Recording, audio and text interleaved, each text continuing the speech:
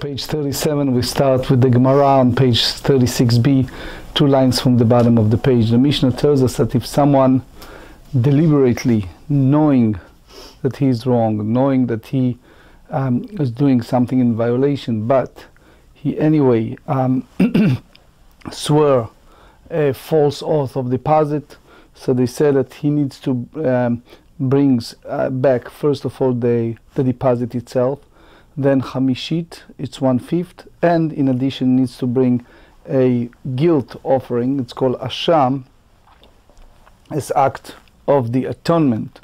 We explained yesterday based on the Mishnah, the pasuk said clearly ven elam, and it's hidden from him. That's a total different story versus if he has knowledge, he have the full comprehension, he understand that he has this deposit. So let's trace a simple scenario. Reuven put something valuable in the hand of Shimon. He left out of a country, he comes back, Shimon denies having that item, while Shimon knows that by lying, by denying, he needs to bring, in addition to obviously returning the item and fine, he needs to bring a offering.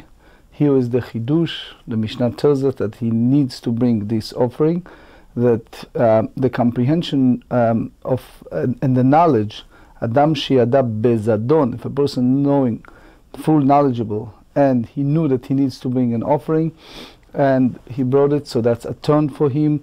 In a way, the same as Shvuat Ha'edut, the oath of testimony.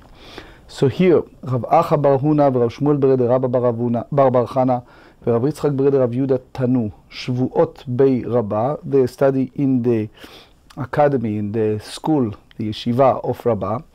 Paga behu Rav Kahana. Rav Kahana just met them, so he asked them a question. Amar. 7. Amar lehu hazid b'shvuat ha'pikadon v'hitru bo mahu. So here we talk about the witnesses. They saw the defender accept a deposit from the plaintiff. So now the defender is about to take an oath. He said lahadam, I never did it.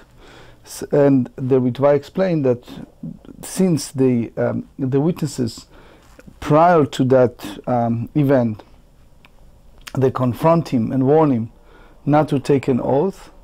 So the Ritva explained based on Rashi, that's the circumstance. The question is, mahu, how you treated? What's exactly the halakha? What's the option? We have here 3 different options. One is he needs to bring asham. Asham means guilt offering, or only malkot, only receive lashes, or both of them. So that's the view of Ritva explanation of Rashi. However, in Tosfot here, just give you the vignette, the abbreviation, he said, Kevan de lemotra en safek, 4 lines from the top. דהה בעדים זוממים יהבו צריכי התראה ומטרין בו אף על גב דהמטרים בהם הם יודעים אם הם משקרים והד לא בעיה אך בעיה בשבועות העדות משום די אפשר לידע לעולם עם מזידים שיכולים לומר שכחנו. So in a way the goal here of all the warning is to differentiate between intentional mezid and unintentional shogeg versus the shvuat ha'edut, the oath of testimony, that person said, "Shenishbati shachachti," when I took an oath, I totally forget about it. So therefore, the warning, the hatra'a, lo poelet. So here, the Tosfot hold that even we have here this a dim zomemim, or a dim that they are not sure if he's lying or not, they still can, in a way, warn him that he should not make a false oath. The question is, if later another witnesses come in and they say that they saw the deposit, if you can impose upon them. Why? Because this is the notion of Tosfot. He says, look, you have, let's use pairs. Abraham and Yitzchak, they just saw him about to transgress the law and they warn him. They disappear from the scene. Now Yaakov and Dan, they really see the sins, but they didn't warn him. Since we said that the concept has to be both, which is the witnesses need to warn the person and also to see the whole evidence in order to give a testimony. So therefore the question is that's the view of Tosfot, which one of the three we impose? Misuse offering, Asham, Malkot, lashes, or both? So in general, the punishment for someone who's have a full knowledge of violating of the Torah negative commandments is the way the Torah describes is Malkot. He received lashes. But in order to make it happen, the way that the Torah frame it is that fellow needs to be warned before he committed this type of crime, that this is a forbidden, etc., and the punishment which is received if he does that. That's the Rambam tells us in Ilchot Sanhedrin, chapter 12, Halakha 2.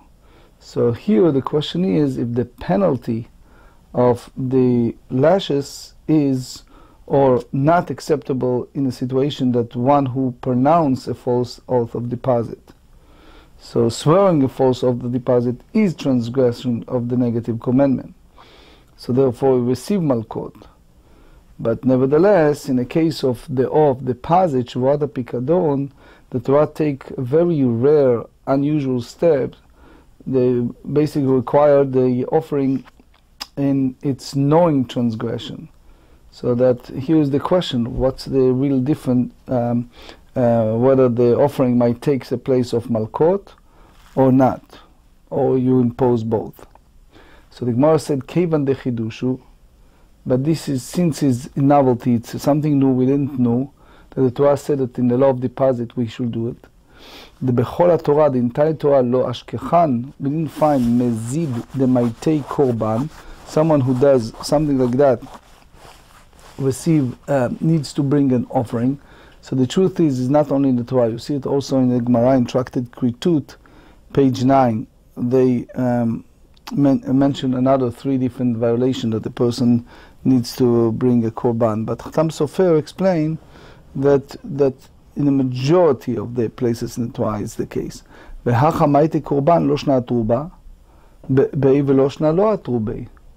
here the deliberate offender does bring an offering, makes no difference whether the witnesses warn him or not. Either way, he is subject only to an offering. Or Dilma, or the other way around. All of that applies when they didn't warn him. But if they warn him, he receive Malkot, Korban lo maitei, but he does not bring an offering. Or Dilma ha veha avdina, or we say both. That is, if one swear falsely after being warned by witnesses, he is subject to both Malkot and an offering. So usually we do not impose a punishment on a person. Usually we hold Kimleb de Rabbinah. We usually don't put 2 punishments on a person. If you remember, we studied it in Tractate Malkot, page 4, but that applies solely to the punishment of Besdin. But this applies, however, only when both penalties are court-imposed punishment, such as Malkot or monetary payment. But the Ritva explain when you have a korban, when one of the penalties is offering, so this is we don't have this application of the rules. The Stipler, the Kilot Yaakov, expanded on that. You see us also in Achiezer. Anyway, so the sages respond to Rav Kahana, and as we said many times, we go by our pshat, our way of explaining it the way that Rashi explained. There are other early sages that go differently, so we just follow the basic structure of Rashi explanations here. Amar lehu tanina, so he respond to them. The Amrulo, the sages respond to Rav Kahana and said to him as follows: This is what we learn in the Braita. Chamura mimena shvuat hapikadon. When it's come to the oath of deposit, is way more stringent than the oath of testimony. Shechayavim al zdona makot. That if someone falsely, knowing the violation, so he receive a lashes. Ve'al shigegata, but if someone did it unintentionally, which means that he remember when the time he took an oath that this deposit is in his hand and he should not take an oath in force. The only difference is he did not realize that part of the deal is to bring a sacrificial offering as atonements. So asham bechesef shkalim. So he didn't know that it's a misuse, that not misuse, the asham, the guilt offering, worth 2 shekels of silver. So because he didn't know it, Rashi explained to us, ודאי בשבועת העדות דמי יודע שהם יודעים לו עדות ויכול להתרות בו. And that's part of what Tosfot we just read said. מי דקאמר לי על זדונה. So here Rashi explained to us that the oath deposit is more stringent than the oath testimony on 2 counts. Knowing the falsification of the later oath does not incur lashes, and its knowing of falsification incur a less expensive offering than an asham. But anyway, so he said, מי דקאמר לי אז זונה מכות מכלל דעת רובי וכאמר מכות אין קורבן לא. Because the Braita state that a knowing falsification of the oath of deposit receive malkot, so it means that where the witnesses who had warned the defendant prior to his pronouncing the false oath, and the Braita mentioned that the offender received malkot, implying that he received malkot only and does not bring an offering. So you see here that the question is not resolved, and the Gemara poses to explain the whole concept of the Braita, of the conclusion that we just have, umay chumra, what exactly when it's come to the oath of deposit, it's more stringent than the oath of testimony. Here they saw the fascination of the rabbis, that they understand the deep psychological thinking of average person, meaning a person prefer in a way to pay, to give a sacrificial offering rather than to receive lashes, right, to be beaten up. So obviously so receiving punishment for falsifying the oath of testimony, it's receive he needs to pay in a sense of sacrificial offering, than the punishment of falsifying an oath of deposit. So you see the law of deposit is more severe. Amar lehu Rav bar 80. Obviously there is other way of understanding it. I'm just again going by the mindset of Rashi. Amar lehu Rav bar 80. Rav bar 80 said to the Amoraim, Man tanaz don shvuat hapikadon lo nitan lechapara.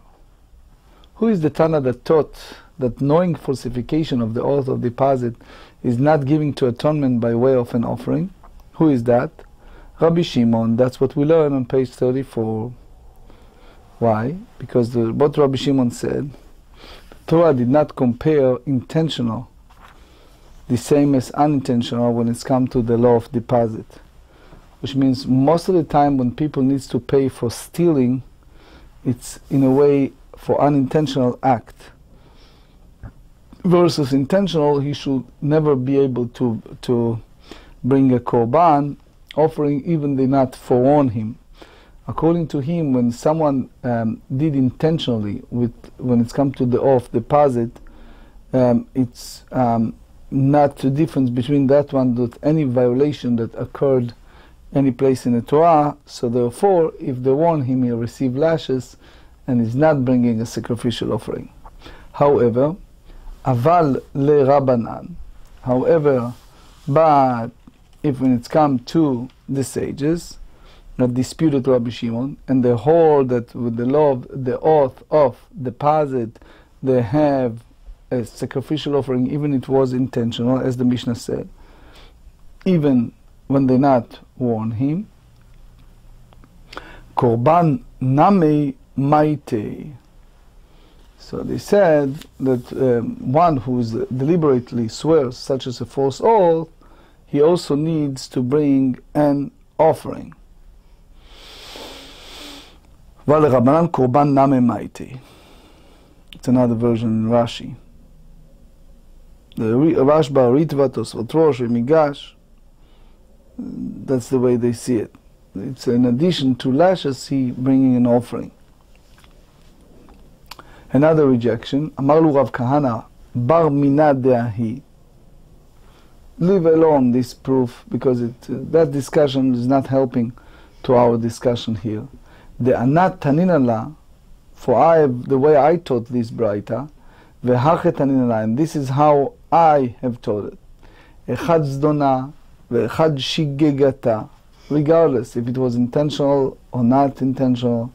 Asham, the obligation to bring asham offering, bechesef shkalim, worth 200 of silver, and not the way that you said it. If it's intentional, you receive makot. So I'm different. So it means the Braita followed the sages and not Rabbi Shimon, because he is individual against everyone else. So here, Rav Kahana show exactly why the way that the Braita said the oath of deposit is seen more stringent than the oath of testimony. Another proof, umay chumra, and what exactly the more stringent? The ilu atam chatat bardanka. So over there, it's a very small amount of offering. Chatat offering worth a mere 6 of the dinar. V'hacha asham bechesef shkalim. And here, when it's come to atonement for a false oath, so he said, is asham worth full 2 shekel of silver. Different price. So the Gemara asks, Velit magminei. So we should derive this answer from the Braita, that if someone intentional take the oath of deposit, he did to bring a sham offering and not receive malkot, and we back to square one. So he said, Dilma de lo atrubei. Over there, most probably is because the witnesses, didn't warn the person before he swore falsely. So therefore, the Braita does not indicate what punishment is applicable in a case where a person was forewarned. Lishna achritna, another option, tashma en chavim al shigata. Ma en chavim al zdona, sham bechesef shkalim. Ma ilav be'at rubei. So you know the same rejection, ha'chaname de lo at rubei. So they bring another proof, tashma. Now we bring a different Braita that dealing with Nazir. So here the Gemara proves to cite only some of the Braita's texts. So it's a Rashi and other Rishonim, you see it in Ritva and the Rashba and the Ramban cite the Tanaic text, which they assert is one of the Gemara quote here. So anyway, they said here Tashma, Lo im amart benazid tameh sheken lokeh. So if you tell me that specific Nazir that become ritually impure, that he receive malkot, tomar b'shvat ha'pikodon sheno lokeh, you should say that in the force of oath deposit is not receive malkot. So the Gemara said, "Mi dekamar lokeh michlal de'atru bei." When you tell me that he received malkot, that someone was ritually impure, it means that they warn him. Vekamar, even though the Tana says, tomar b'shvat ha'pikodon. you can say, when it's come to oath of deposit, she'eno loket, not receive malkot. Aval korban maite, but he rather brings an offering for false, taking a false oath as an atonement. Aval korban maite, noino loke. What exactly the Baita meant when he not receive lashes? They don't iftar b'malkut, which means that the person is not absolved by just receiving malkot. In addition, he must bring an offering. So it's a combination. Michlal, the Nazir Tameh Niftar Malkot. You derive from that if you have a Nazir that is ritually impure, he's absolved simply by receiving Malkot. But it's not true. HaKorban Ktiv, the Torah clearly, lucidly said that he needs to bring a Korban. It's the book of Bamidbar, chapter 6, verses 9 to 12. And you see the Gemara Bekritut, in page 9 said that even it was intentional. So they said, Hatam de Maikid Korban, in the case of Nazir, when you bring an offering, Ki echad et techol Nazirut b'Torah. He does it because the state of Nazirut is purely shall descend upon him. So that's the reason he did it. He basically wants to achieve atonements by bringing that offering. But the Braita intend to, most probably, that a Nazir who become ritually impure achieve atonements through the Malkot only. One who declares a false oath of deposit achieve atonements through Malkot and an offering, combination of both. So now, Amru Rabbanan Kamei de Rabba. So the Gemara here wants to know the foundation, if it was mistaken or not. So the sages asked this following question at the front of the teacher, Rabbah. Amar lehu, Rabbah, meaning in response to Rav Kahana, who asked, if you have a circumstantial evidence that the two witnesses saw that the defendants receive this deposit from the claimant, and then they forewarn him not to take a false oath, not to lie, michlal dechilo atrubei. So he implied that where the witnesses did not actually warn the person, ve'ika edim, but nevertheless you have a witness that saw him take the deposit, mechayev, the person is obligated to bring an offering for his false oath. So he must say kfirat dvarim be'almahu. So the person who does that, it's merely a denial of some inconsequential fact, which means he here objected denial does not have any true monetary consequences. So therefore, it should be precipitate an obligation to bring an offering. So we must conclude that Rav Kahana's query rests upon a mistaken premise. Ela kama Rava, you have to say that Rava hold, hakofer b'mamon sheyesh alav edim, a person who denies under the oath monetary obligation known to witnesses, patur, is exempt from bringing offering. Amar le Rav Chanina le Rabba, Tanya Mesayala. Now we bring a text from Book of Vayikra, chapter 5, verse 22. The pasuk said as follows: Veki cheshba, when it's come to the oath of deposit, and he denies the claim. This includes from the deliberately someone who admits he owes money to one of the two brothers who jointly own an estate, but denies he owes anything to the other brother, or he admits that he owes money to one of the two parties, but denies owing anything to the other partner. V'nishba al sheker, and he swears falsely. Prat leloveh bishtar, excluding liability, someone who borrowed money with a document. Those days it wasn't computers, right? Uleloveh be'edim, and one who borrows money in the presence of witnesses and subsequently swears falsely about it. So you see that from the second part of the Braita, we see that when witnesses know that the defender's oath is false, he is exempt from bringing an offering.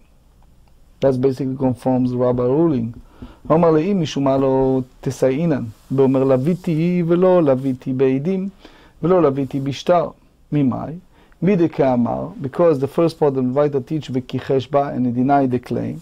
So, because he denied the claim, פרט למודה לאחד מן האחים. That excludes someone would admit he owes money to one of the brothers, but denies he owes anything to other brothers. או לאחד מן השותפים, he admits that he owes money to one of the partners, but not everyone. לאחד מן האחים יחידמי. One of the brothers, give me the circumstantial evidence that you impose some liability. He says, Elma de odele vepalgadile. You have the situation that he agreed upon half of the money, but denies the second half of the other brother. Right? So, ha'ika kfira deidach. That you have the denial of the other brother's money.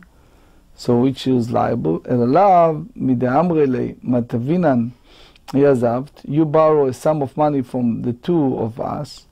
And he said, no. Lo. Mechad minayu yazfi. I borrowed this money only from one of you. That is merely denial of some inconsequential facts. For the first part dealing with denial of the fact, the second part of the Braita also deals with a denial of facts. So basically what you see here, it's confirmed when you show that the Braita cannot be part of the proof of this Rabbah's principle. Now we go to the acronym of the mnemonic of the Sugya Siman Chova Kito de Baal Habayit. Chomer Nazira, the stringency of Nazir. Tashma, Eno Chayav al Shgata, Uma Chayav al Zana. What exactly he is obligated when he's knowing that he is in violation of the oath. Asham Bekezav Shkalim. You need to bring a Asham offering worth 2 silver shekels. My loves Dolendim. You have to say that when the witness is total knowing of a violation of witness, which is the case where the witnesses warn him not to swear falsely. Lo, Zedon Atzmo, the Gemara rejected, said no, that's applied to what knowing violation were by himself involved. So if you see there witnesses, however, it's possible that he will not have been liable to bring an offering. Tashma Yushte Kite Edim. You have 2 groups of witnesses. The first one deny knowing testimony, then the second one, shtem chayavot. Both of them are liable. Because the testimony could have been established with either one of these groups. The Gemara analyze this ruling. It is understandable that the second group is liable. The hakafrala kat rishona. Because the first group had already issued a total denial. So the second group could testify its failure to do so directly causes the claimant a loss. What's the first group? The purpose of the first group to impose liability. 7b hakaima shniya. So the time that the first group basically oppose or deny any knowledge of that testimony, the second group still ready to testify. So you see, the first group did not really cause the claimant to loss by withholding the testimony. That's the way Rashi explains. Rabbeinu Hananel have a little different view, but we just, as we said earlier, we today focus on very basic on Rashi because it's a lot of materials. Omar Ravina. So the Gemara rejected. Ravina said, "Hachab ma'askin." Here, what we're dealing with in this Mishnah, kegon she'ayta shniya b'shat kfirat rishona krovin b'nshotehem. You remember several dapim ago we discussed about situations when you have people that have relatives who are invalid, psulim, to give a testimony. So here is a rare circumstantial evidence that you cannot have a validity of this testimony because the situation is that the first group's denial is related to each other through their wives. And as you know, we have this principle, the moment that one connected to another, it's a problematic. As we said, Rabbeinu Hananel said that they are connected just to one side, either to the defender or to the claimant. Rashi is talking about both. But anyway, we just get the concept. So according to Rashi, because the witnesses are relatives toward the wives to each other. So he said, Neshotehem gossesot. You remember several days ago we discussed situation that the wives are basically in the throes of death. Why we bring this condition? Because in Shulchan Aruch and Even HaEzer, on 121, there is a concept which we learned several times. It's called Rov Gossesin Lemita. Most of the people who are about to die eventually die. It's a matter of, obviously, second, moments, hours, etc., etc. It's a side note, I think I told you many, many times, in my about 23 years in rabbinate, I served two communities, one larger than the other, and because there was a very large group of Holocaust survivors and elderly people, I have endless cases that I need to rush to either Rav David Feinstein, Rav Aaron Feldman, and other great Rabbanim when it's come to the law of goses, which is situations, they call you in my bed mazel, always in the middle of the night, when someone is connected to a ventilator or respirator, and is a dispute in a family to disconnect, not to disconnect, how to do it, the doctors in one view, others in one view. So we go by general term, which is Rov Gossesin Lemita. We knew that people in the throes of death eventually will pass away, but because we are in Judaism oppose any active act of disconnecting respirator or doing any act of caused someone to die, so we oppose in traditional Judaism even to passive euthanasia. And as we explained many times, if someone have, God forbid, this type of question, should go to a very permanent posek to rules and not to make decisions just according to his view or just someone whom the thing knows, because this is very life and death serious situations. But in general, there are exceptions. One of them is the late Rabbi Waldenberg in Tzitz Eliezer. He was asked by, if I'm not mistaken, Professor Mayer, is a emergency doctor in those days in Shaare Tzedek Hospital in Yerushalayim, where 4 out of my 5 kids were born. And he asked Rabbi Waldenberg about a situation that someone was hooked to a respirator, and while the nurses cleaned periodically, they have to about 24 hours to clean the secretions that come out of the lung, if they have the obligations to reconnect the respirator, and he said they are not. But again, the whole subject of passive euthanasia is too serious to discuss at this form, and one should have a permanent posek to consult. But in general, here we have this term, that rare circumstantial evidence, that the Mishnah speaks of a case where the wives of the second group were in the throes of death when the first group issue its denial, and therefore Mahu de Tema, you may think that Rov Gossesin Leminta, that most of the people will eventually succumb to death, even they are close and not dead yet, without even recovering. The second group should be deemed eligible even if at that point, and that is the first group should not be liable for withholding its testimony. So here's the Chidush, Kamash Melan, that Tana said that the first group is liable. Hashtam Miyat, and the reason it's because at this, when the first group issued its denial, at any rate, Chayei Ninhu Velo Shchivei, the wives of the second group are still alive, they're not dead yet, and that Rashi explained that even someone in the throne of death is legally deemed to be alive in every aspect, in a sense, in every respect, because it can happen that miracles take place and the person is okay, or even by merely fact that he or she is still breathing, we treated them in a framework of Halakha as a living person. The third challenge, the third re'ayah to this important Rabbah principle, Tashma. Here we talk about the deposit, the law of deposit.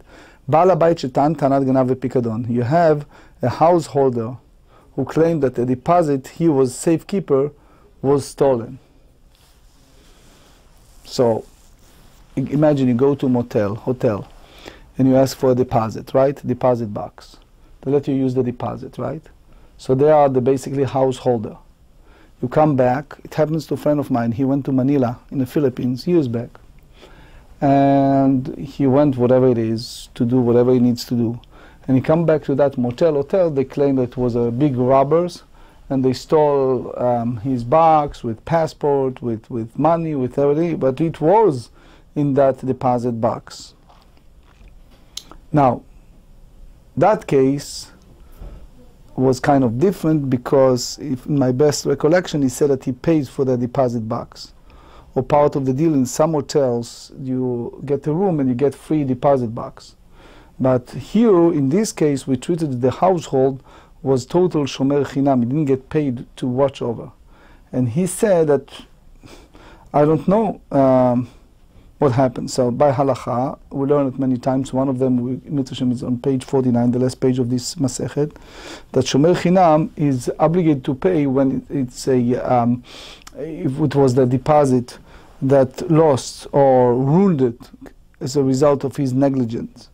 But if it was stolen or regular matter of loss, since he did not get paid, or if it was above his capability to control, so if he take an oath or he bring witnesses that he didn't do anything, imagine he watched over, let's say, animals, right?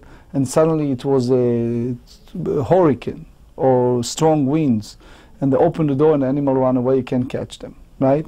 So it's all depend upon if he's willing to take an oath or he have witnesses that proves what he claimed to. Venishba vehoda. So originally he take this oath, this idiot, he come before the court and he take an oath that he's saying the truth and only the truth. And guess what happened? He then realized that he lied to the court and Hashem may impose punishment on him or whatever, he did teshuvah. And he comes back and he said, oh, I lie in court, right? Ubao edim. And now, after he admitted, remember the circumstantial evidence, he already admitted that he lied, and the witnesses came and it says that we testify that he still hold that deposit, right? So he said, Im ad shelo ba'u edim hoda, meshalem keren v'chomesh ve'asham. If he came before the court, this guy, this householder, and he admitted, so he needs to pay back the deposit, he needs to pay 1/5, and need to pay atonements of sacrificial offering, as we explained earlier, for the one who lied, based on Gemara in Bava Kama 63b. However, im mishabau hedimoda meshalem tashlumei kefel ve'asham. But if this guy, you know when he admitted? Not because he came before the court and admitted that he lied. It only happened because he confessed after the witness had come and testified. So you have this guy that denied and lied to court, and then the witnesses come and that testified, and now all of a sudden he admitted, right? So he must pay double penalty, right? It's a total different story. Double penalty payment and bring an asham offering, sacrificial offering. So what you see from this braita, we apparently see that a false oath of deposit incurred a asham offering, even when the others were witnesses who knew that the oath was false. So they said, "Hachanamiki de Ravina." This followed the Ravina.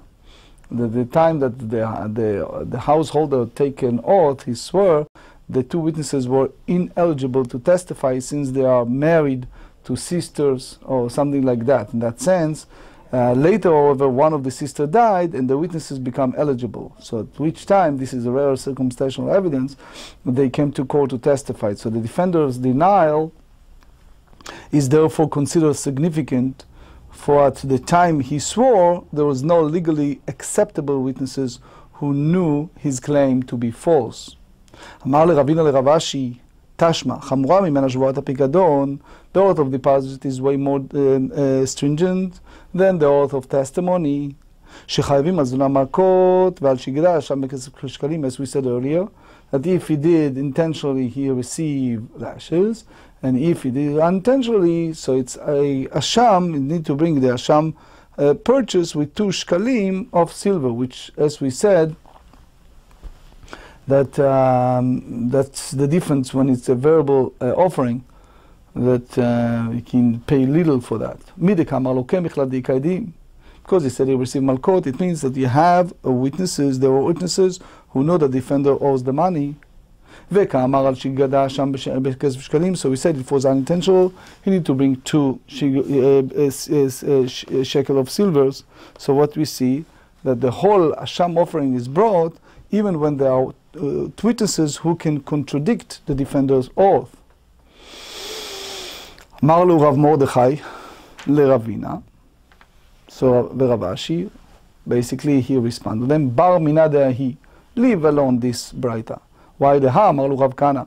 Rav Kana said to the student of Rabbah, Anna tanina la ve'achri tanina la. We have a difference between the two approach to the braita. One I received from my teachers, and I taught that the oath of deposit is much stringent than the oath of testimony, because the oath of deposit,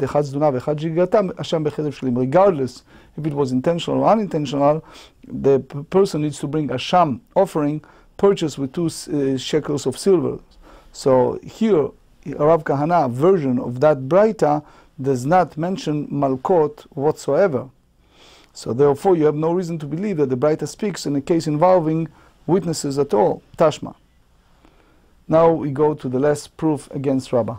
לא, אם אמרת בנזיר טמא שלוקה, תאמר בשבועת הפיקדון שלו לוקה. If you tell me in the Nazir that he is ritually impure, that he received malkot, so you tell me about the law of the deposit, that he not receive malkot when he have a false testimony and lie. Hey Chedami, give me a circumstantial situation that you do that.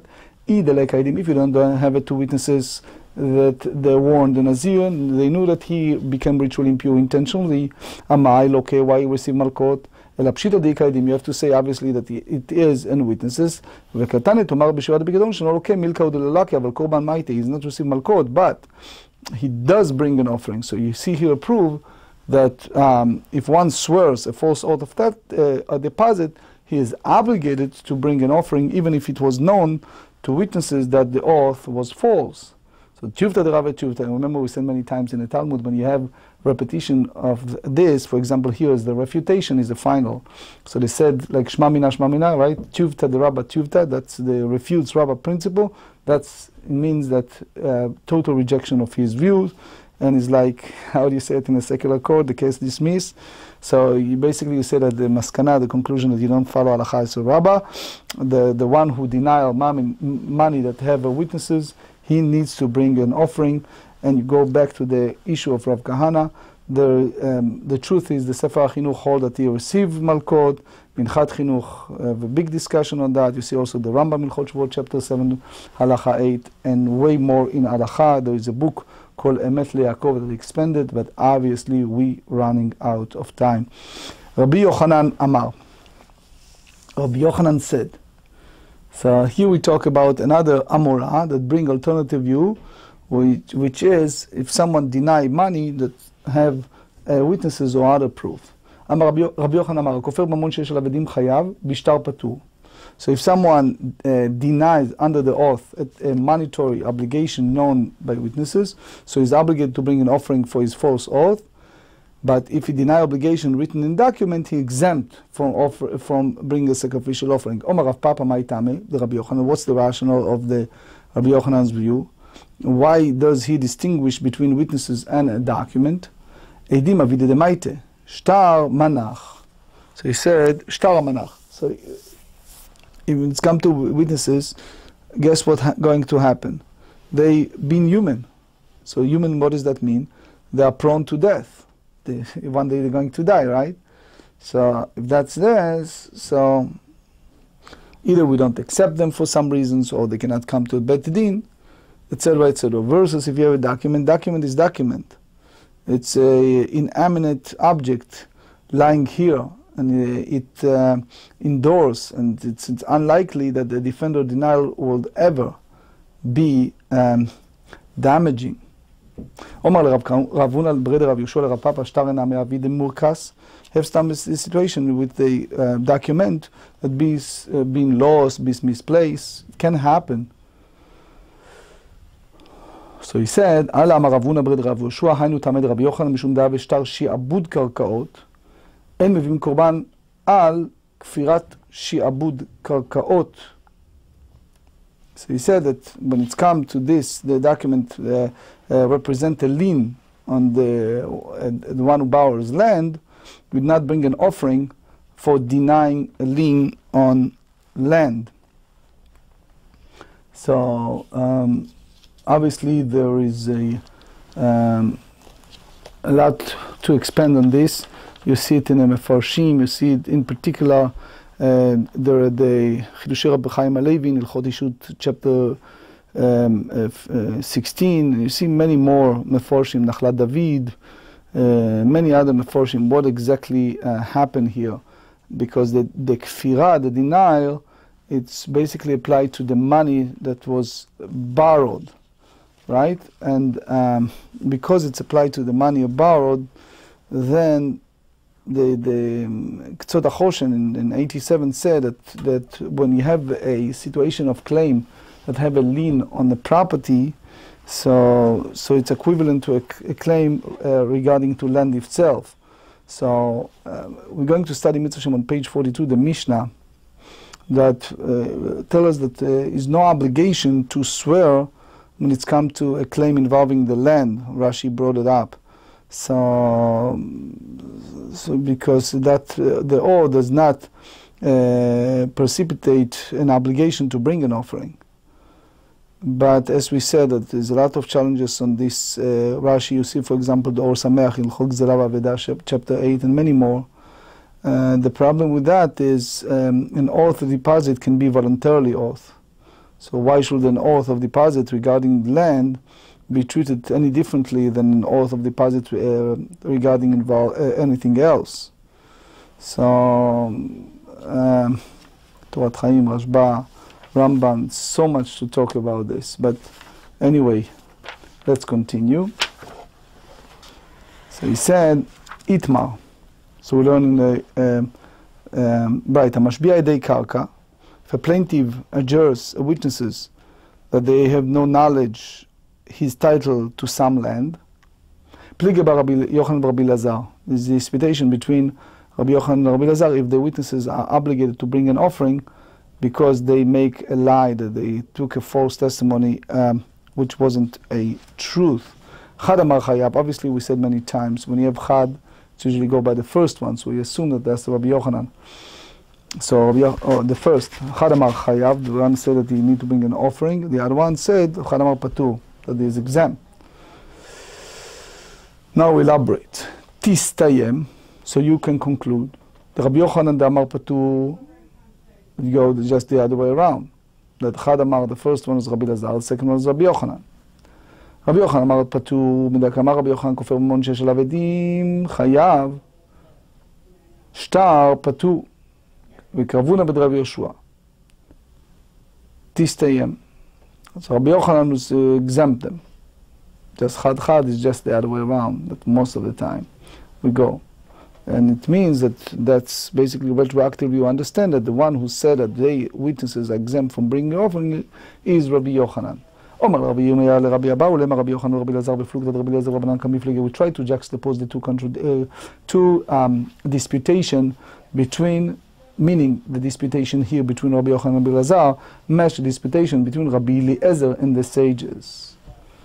So it means we match the Machloket Amoraim, which much later, to earlier Machloket Tanaim between Rabbi Lazar, that was a Tana, Rabbi Eliezer, the Tana, and the sages. Ditnan, and this is the source.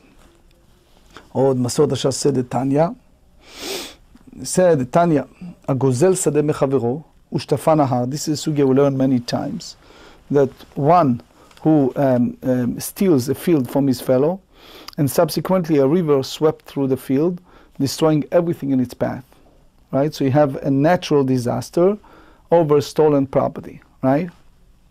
Chayav La'amid Lo Sadeh. So he must provide the owner with a different field as a replacement for what he stole, right? Rabbi Eliezer. That's the view of Rabbi Eliezer. Rabbi Chachamim, the sages said, he said, here, this your field is right here at the front of you. Take it back as it. Why? Because they said, what do you want from me? I took it from you, here you have it back.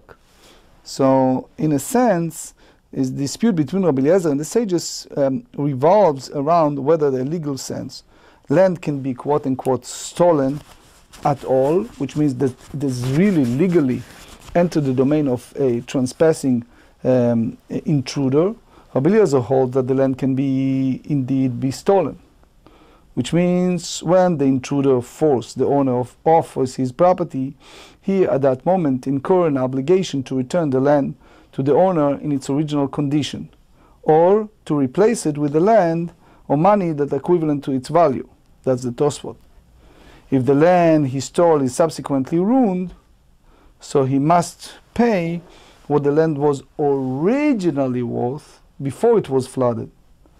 The sages, however, disagree and hold that the land cannot be stolen. It's land. It's not car. It's not movable property. So when the intruder forced the owner of the field, he forced him out, he is trespassing, but he is not actually taken because it's land. And therefore, when the river surged, the field is ruined, was one of the that was possessed by the owner, not a trespasser. So the Rashi explained that the owner must thus absorb the loss himself. So it's a big discussion, because if you talk about the Vayikra, Parashat Kedushim, the whole concept of lo tigzol, the Torah said you should not steal. So that according to most Rishonim, both Rabbi Eliezer and the sages agree that the transparer was transgress the Torah prohibition, which is you shall not steal. The dispute concerned merely where the land is deemed to have entered the transparer's legal domain. It's like typical situation: someone stole a car, right, and then you'll have an accident. So you cannot say to the person, take your car back, right? Even the accident happened while he parked the car and somebody else hit the car, right? Versus the land, that's the big notion of the sages. But as we said, the disputation, should we try to match the two together, disputation between Rabbi Yochanan and Rabbi Elazar in our sugya, which is a Moraim, to the original disputation in Tanaim between Rabbi Eliezer and the Rabbanon. Ve'amrinan, b'maika mifligei. So we said, what is the real disputation? Is the principle, which is Rabbi Eliezer and the sages.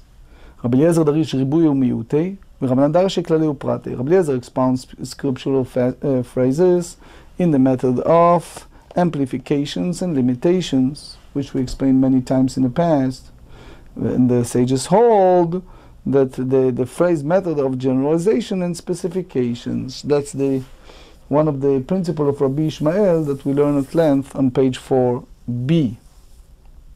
Rabbi Eliezer darish ribuy u'miyutei וכיחש בעמיתו ריבה, בפיקדון ובתשומת יד מיעט, מכל אשר יישבע, חזר וריבה, רבה ומיעט וריבה, ריבה, הכל, מה ריבה, ריבה, כל מילו, מה מיעט, מיעט שטרות.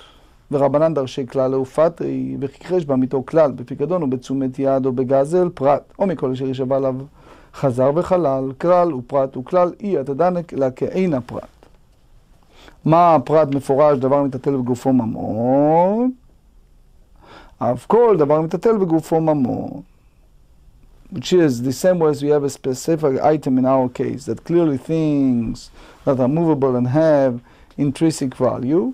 So the same way as the entire class of items potentially subject to theft, you treat it as things that are movable and have intrinsic value. יצאו קרקעות, you exclude estate, land, שאין מתעטל, you cannot move a property. יצאו עבדים, the same will apply to those days they have slaves, שהוגשו לקרקעות, that they have this same legal framework compared to land. יצאו שטרות, it excludes documentation, documents, שאף על פי שמטלטלים, although you can take a document and by its nature and move it to one location to another, אין גופם ממון, legally binding, they are not have intrinsic value, which means the way that the sages hold, when you have a property, land, slaves and documents cannot, legally speaking, be stolen. So therefore, the thief is not liable if they are damaged while in that person, the thief's domain. Man de mechayev, what is the amurah that requires an offering for an oath of land claims? Ki Rabbi Eliezer. Man de fatar ki Rabbanan, one who examine, follow the sages. Omar lei lo, Rabbi Abahu said, Rabbi Yochanan, no, you cannot match the two disputation one to another. Man de mechayev, one do obligated to put 1/5 and asham offering when someone lie in regards to estate. Ki Rabbi Eliezer, he hold the match the Rabbi Eliezer, Uman de Fatar, Amar Lachen, one, the Amorah, who exempt witnesses from an offering in a case of land claim, Kerabanan, follow the sages. Omar Lei, לא, כמאן דמחייב כרבי אליעזר מאן דפטר, אמר לך באה, אפילו רבי אליעזר מודה, ורחמן אמר מכל ולא הכל. The Torah used the word from anything, but instead using the word anything. So it means that because you have unusual wording in the Torah, you have an implication that is not yet an additional item that must be excluded with respect to an oath of deposit. And this item Rabbi Eliezer holds is land. So what basically Rabbi Eliezer agreed that a denial concerning a land claim does not incur an offering for an oath of deposit. And by extension, it does not incur an offering for an oath of testimony. Amar Rav Papa Mishmei de Rava Matiti Name Daika Dektani Ganavta et Shuri.